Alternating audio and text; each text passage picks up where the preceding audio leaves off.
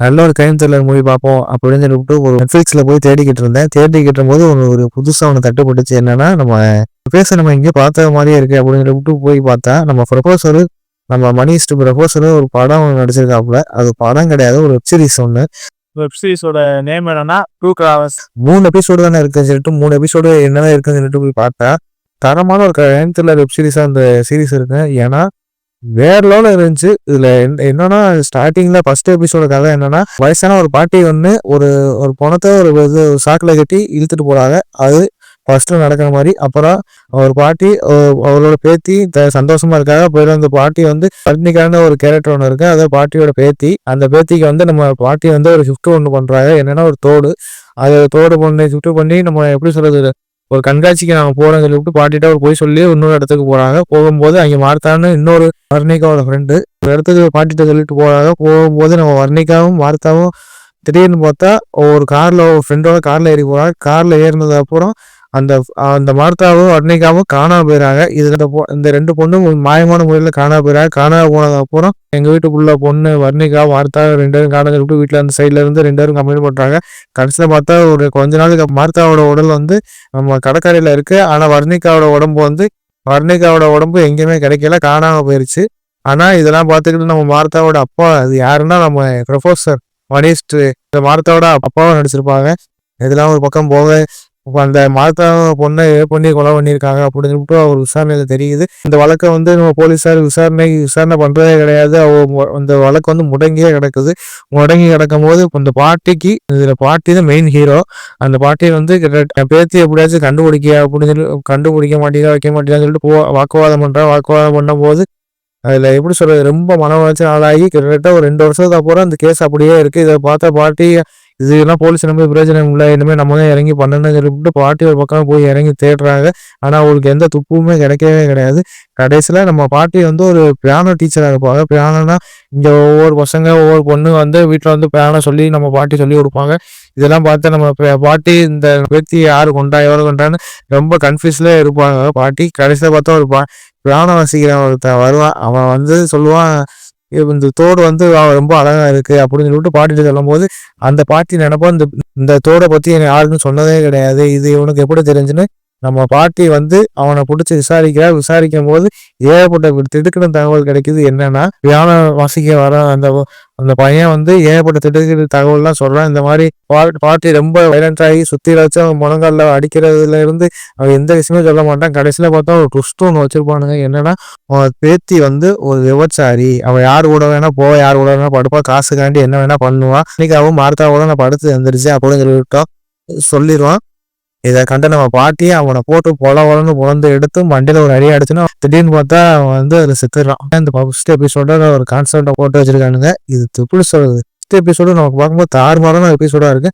இதுல எப்படி சொல்றது, நம்ம ப்ரொஃபசர் அவர் பார்க்க அந்த பாட்டி ஒரு சைடு போகும்போது அந்த பாட்டி அவர் மதிக்கவே மாட்டாப்புல. ஏன்னா எப்படி இதுக்கெல்லாம் இவர் தான் காரணம் அப்படின்னு சொல்லிட்டு நமக்கே ஒரு பக்கம் தோணும். ஆனா இதுக்கு அப்படியே ஆப்போசிட்டா இதுல ஏகப்பட்ட ட்விஸ்ட் போட்டு வச்சிருப்பானுங்க. அடுத்த எபிசோட என்னதான் நடக்குதுன்னு பார்ப்போம் கைஸ்.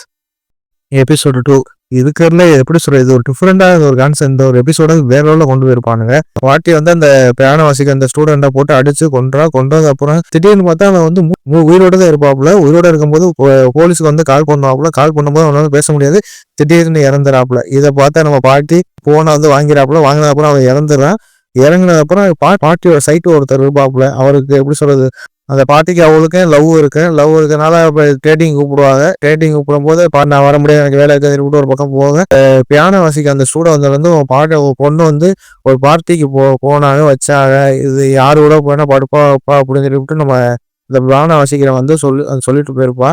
இதை பார்த்த பாட்டி இந்த பாட்டில நிறைய இது நடந்திருக்கு. அது யார் அப்படி பண்ணா வச்சான்னு சொல்லிவிட்டு அங்கே போய் ஒருத்தனை கண்டுபிடிக்கும் போது டிவி ப்ரோக்ராம்ல ஒருத்தர் வருவாப்புல. அவர்தான் இதுக்கெல்லாம் முழுக்க காரணம், அவர் தான் அப்படி பண்ணியிருக்காப்புல அப்படின்னு அந்த பாட்டிக்கு தெரியுது.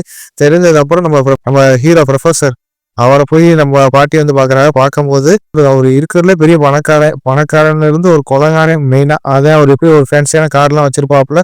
ஆனா இதெல்லாம் போக இந்த பாட்டி தான் போய் உசிப்பேத்துவாங்க. இந்த மாதிரி பேத்து கொண்டு நான் கண்டுபிடிச்சிருக்கேன், உன்னால ஹெல்ப் பண்ண முடியுமா அப்படின்னு சொல்லிட்டு அதில் அந்த பாட்டி ஏகப்பட்ட திடுக்கிடும் தகவல் நம்ம ப்ரொஃபஸர்கிட்ட சொல்றாங்க. சொல்லும் போது அவன் இதெல்லாம் பார்த்தா நம்ம ப்ரொஃபஸர் என்ன சொல்றான் அப்படின்னா, இதெல்லாம் யார் பண்ணா அப்படின்னு சொல்லிட்டு கண்டுபிடிக்கும் போது அதில் எப்படி சொல்றது ஏகப்பட்ட திடுக்கிற சம்பவங்கள்லாம் அவருக்கு கிடைக்குது. என்னன்னா அது கிடைச்சது அப்புறம் நம்ம ப்ரொஃபஸர் ஒவ்வொரு நாளா தேடி கடத்தி இது யார் பண்ணான்னு விசாரிக்கிறாப்புல. பாட்டி இருக்கோம் இன்னொரு பேத்தி இருக்கு. அந்த பேத்தி வந்து எப்படி ஒரு சூசைட் அட்டம் மாதிரி பண்ணிடுறாப்புல. இது எதனால பண்ண வச்ச ஏன் பண்ண அப்படின்னு சொல்லிட்டு வர்ணிக்காத உனக்கு பிடிக்க வைக்கன்னு சொல்லிவிட்டு நம்ம அந்த பொண்ணு வந்து ரொம்ப ஃபீல் பண்ணி நம்ம பாட்டிகிட்ட சொல்லிக்கிட்டு இருக்கும் போது திடீர்னு பார்த்தா ஒரு போட்டோ ஒன்று ரிலீஸ் ஆயிருது. என்னன்னா அவ வந்து நியூடா இருக்கிற மாதிரி போட்டோ வந்து நெருக்கமா இருக்கிற அந்த பியானோ வாசிக்கிற பையனோட நெருக்கமா இருக்கிற மாதிரி போட்டோலாம் வந்து பிரஸ்ல இருந்து எல்லாத்தையும் லீக் ஆயிடுது. இதை பார்த்து நம்ம பாட்டு தான் நம்ம பாட்டி அந்த நம்ம ஹீரோ இதெல்லாம் பார்த்தா இது யார் பண்ணா சொல்லிட்டு ரொம்ப கடுப்பானது அப்புறம் நம்ம பாட்டி வந்து சொல்றான் இந்த மாதிரி இவங்க தான் காரணம் வைக்கிறேன்னு சொல்லிட்டு அந்த ஆளை பிடிச்சி நம்ம ஹீரோ வந்து தூக்கி டிவி ப்ரோக்ராம்ல கொலையாளியே பிடிச்சி நம்ம விசாரிச்சு இந்த மாதிரி எல்லாம் எல்லாத்தையும் போட்டு ரகசியத்தெல்லாம் சொல்றாப்புல. இல்லை எதுவுமே பண்ணல எல்லாரும் போயிட்டாங்க அப்படின்னு சொல்றாங்க. இதெல்லாம் கேட்காத நம்ம ஹீரோ காரை அமுக்கி நசுக்கியே கொண்டுறாப்புல. அதுக்கு அடுத்தது அப்புறம் பார்த்தா நம்ம ஏற்பட்ட ப்ரெஸ் ரிப்போர்ட்லாம் இந்த மாதிரி போட்டோலாம் யார் பண்ணா இதெல்லாம் யார் காரணம் சொல்லிவிட்டு அந்த வர்ணிகாவோட தங்கச்சி வந்து சூசைட் அட்டம் பண்ணிடா. இதை பார்த்தா நம்ம பாட்டி வந்து வெறும் நம்ம அங்கே போய் இதெல்லாம் ஏன் அப்படி பண்ண வைக்கிறேன்னு சொல்லிட்டு வைக்கிறாங்க. இதெல்லாம் நம்ம இப்போ வர்ணிக்காக தான் நான் வச்சேன்னு ஒரு பக்கம் சொல்ல கடைசியில் பார்த்தா நம்ம பாட்டியோட மயம் வந்து என்ன சொன்னாப்புல வர்ணிகா உயிரோட தான் இருக்காங்க அப்படின்னு ஒரு அதிர்ச்சியான சம்பவத்தை சொல்லிடுறாப்புல. இதே அந்த செகண்ட் எபிசோட கதையா இருந்துச்சு. ஆனால் செகண்ட் எபிசோட கதை வேற லெவலில் இருந்துச்சு. ஏன்னா பல திருப்பங்கள் நம்ம எப்படி சொல்றோம் ப்ரொஃபஸர் ஹீரோ அவரெல்லாம் பார்க்கும்போது நம்ம கொடூரமாக கவனிச்சிருப்பாங்க. இது வரைக்கும் நம்ம பார்க்காத ஒரு கொடூர வில்லனா எப்படி இருப்பான், ஒரு பணக்காரன் திமுரு பிடிச்சவன் அப்படின்னா எப்படி இருக்கணுமோ அது அப்படியே அதில் எப்படி வேற லெவலில் போட்டு ஒவ்வொரு நாளும் கொள்ற வித்தியாசம்லாம் நமக்கு வேற லெவலில் இருக்கு. ஆனால் அது பாட்டி பண்ற சேட்டையெல்லாம் நீங்க இந்த செகண்ட் எபிசோடும் வேற லெவலில் பண்ணியிருப்பாங்க. அதை பார்க்கும்போது நமக்கு கொஞ்சம் சிரிப்பாக இருக்கு, ஒரு பக்கம் பார்க்கறது பாவமாக இருக்கு கைஸ். ஆனால் செகண்ட் எபிசோடு தாறுமாறா இருந்துச்சு. மூணாவது எபிசோடு தரமா எடுத்து வச்சிருப்பாங்களா இல்லை எப்படி எடுத்து வச்சிருக்காங்கன்னு பார்த்தா தான் கைஸ். மூணாவது எபிசோடு இருக்கிறதுல எப்படி சொல்றது ஃபர்ஸ்ட் செகண்ட் இந்த எபிசோடு உள்ள கதையை மூணாவது எபிசோட்ல வேற லெவலில் தெளிவாக நம்ம சொல்லியிருப்பானுங்க. என்னன்னா வர்ணிகாவோட அப்பா அந்த இந்த எப்படி சொல்றது நம்ம மார்த்தாவை கடலுக்குள்ள தூக்கி போட்டுருப்பாப்புல. ஏன்னா மார்த்தா வந்து அந்த பார்ட்டிக்கு போயிட்டு நீயா வீட்டுக்கு வந்து கழுத்துல ரத்தத்தோட அந்த நுப்பா இதெல்லாம் பார்த்தா நம்ம வர்ணிகாவோட அப்பா வந்து ஏன் என்னாச்சு ஏதாச்சுன்னு சொல்லி கேட்கறாப்புல. திடீர்னு அந்த பார்ட்டி நடந்த இடத்துக்கு போகும்போது மார்த்தாவோட சடலம் வந்து கிடக்கு.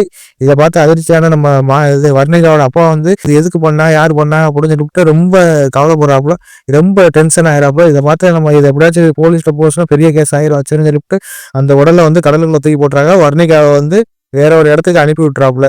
இதை தெரிஞ்ச நம்ம ஹீரோயினி பாட்டி இதெல்லாம் எதனால என்கிட்ட சொல்லல வைக்கலாம் சொல்லிட்டு ஒரு பக்கம் கவலைப்படுறாங்க. அம்மா சண்டை ஒரு பக்கம் நடக்கும், நீ இதனால இப்படி இருந்தா நான் இப்படி இருந்தா வச்சேன் அப்படின்னு சொல்லிட்டு ஒரு பக்கம் அது ஒரு பக்கம் போகும்.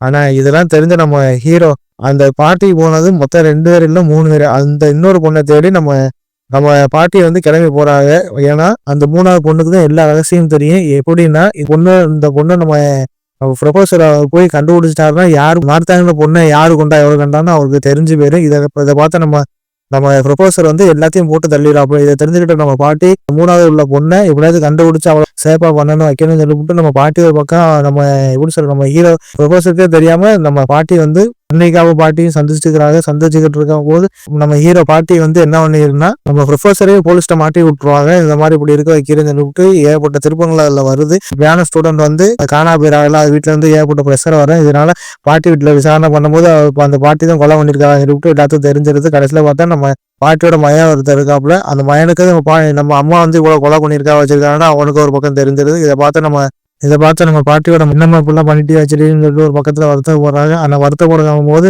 மார்த்தாவோட அப்பா நம்ம அதான் ப்ரொஃபஸர் அவர் எப்படி சொல்றது என் மகளை கொண்டது எவன்டாங்க சொல்லிட்டு ரொம்ப தலைவலியில ஒரு பக்கம் வளைச்சு எல்லா சைட்ல போய் தேடுறாப்புல வைக்கிறாப்புல. ஆனா அவருக்கு எந்த குழுவே கிடைக்க மாட்டேங்குது. கடைசியில பார்த்தா அந்த பாட்டி வந்து ஏகப்பட்ட திருப்பங்கள்லாம் பண்ணும்போது நமக்கு என்னடா இப்படிலாம் பண்ணியிருக்கா வச்சிருக்காங்க நமக்கே தோணும். கடைசியில பார்த்தா நம்ம வந்து ப்ரொஃபஸர் வந்து அதுல வந்து இந்த பாட்டியை கண்டுபிடிச்சு இதெல்லாம் என்ன காரணம் எதுக்கு பண்றியா வைக்கிறியா இது எதனால காப்பாற்றிட்டு வைக்கிறான்னு சொல்லிவிட்டு நம்ம சொல்லும் போது நம்ம பாட்டி சொல்றா வர்ணிகா வந்து உயிரோட தான் இருக்கா.